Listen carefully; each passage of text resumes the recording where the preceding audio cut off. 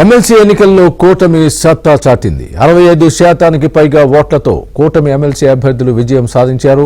సాధారణ ఎన్నికల తర్వాత జరిగిన మొదటి ఎన్నికల్లో కూటమి ఘన విజయం సాధించింది.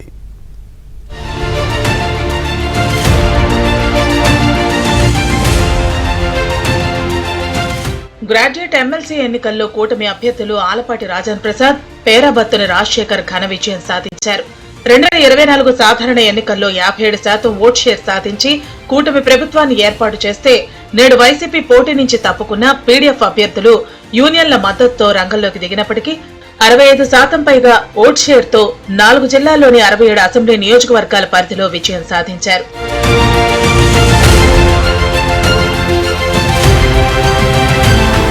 ఉమ్మడి కృష్ణా, గుంటూరు జిల్లాల పట్టభద్రుల నియోజకవర్గానికి జరిగిన ఎన్నికల్లో కూటమి అభ్యర్థి ఆలపాటి రాజన్ ప్రసాద్ 1,45,057 ఓట్లు పొంది మొత్తం ఓట్లలో 67.51% ఓట్ షేర్ ను పొందారు. 82,320 ఓట్ల భారీ మెజార్టీతో విజయం సాధించారు. ఉభయ గోదావరి జిల్లాల పట్టభద్రుల నియోజకవర్గానికి కూటమి తరపున పోటీ చేసిన పేరాబత్తుల రాజశేఖర్ 1,24,702 ఓట్లు పొంది మొత్తం ఓట్లలో 62.59% ఓట్ షేర్ ను పొందారు. 77,610 ఓట్లపైన భారీ మెజార్టీతో విజయం సాధించారు. 2024 సార్వత్రిక ఎన్నికల్లో ఉభయ గోదావరి జిల్లాల్లో 59.28% ఓట్ షేర్ రాగా, ఎమ్మెల్సీ ఎన్నికల్లో అది 62.59%గా నమోదైంది. సార్వత్రిక ఎన్నికల్లో కృష్ణా, గుంటూరు జిల్లాలో 58.19% ఓట్ షేర్ రాగా, ఎమ్మెల్సీ ఎన్నికల్లో భారీగా పెరిగి 67.51%కి చేరుకుంది. ఈ 4 ఉమ్మడి జిల్లాల్లో గత ఎన్నికల్లో 58% ఓట్ షేర్ రాగా, నేడు 65% ఓట్ షేర్ వచ్చింది.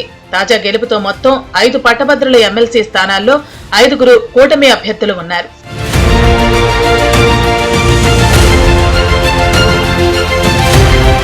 ప్రతిపక్షంలో ఉన్నప్పుడు 3 పట్టభద్రుల స్థానాలను టీడీపీ అప్పట్లో గెలుచుకుంది.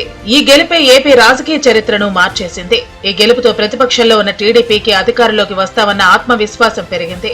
ఉత్తరాంధ్ర ఉపాధ్యాయ ఎమ్మెల్సీ ఎన్నికల్లో వైసీపీ మద్దతు ఇచ్చిన వారికి 3వ స్థానం లభించింది. పట్టభద్రుల ఎన్నికల్లో వైసీపీ పోటీ చేయలేదు. వైసీపీ మద్దతు కారణంగా గుంటూరులో పీడీఎఫ్ అభ్యర్థి లక్ష్మణరావు మరింత నష్టపోయారని విశ్లేషణ కూడా ప్రారంభమైంది. వైసీపీ మద్దతు ప్రకటించిన తర్వాత వైసీపీకి వ్యతిరేకంగా కూటమికి మద్దతుగా అనేక మంది పట్టభద్రులు పోలింగ్ కేంద్రాలకు తరలివచ్చి ఓటు వేశారని తెలుగుదేశం నేతలు చెబుతున్నారు.